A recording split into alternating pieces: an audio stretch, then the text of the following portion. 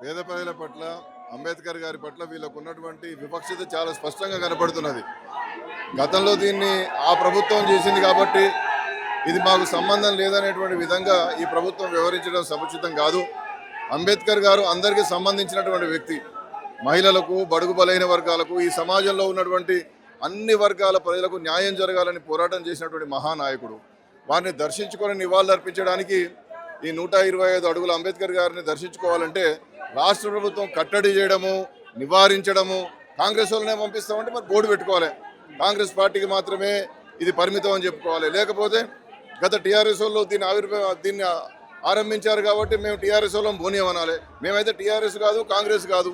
మేము స్వచ్ఛందంగా ఇవాళ భారతీయ జనతా పార్టీలో ఉన్నప్పటికీ 30 ఏళ్లుగా సామాజిక రంగంలో పోరాటం చేసినటువంటి వాళ్ళం.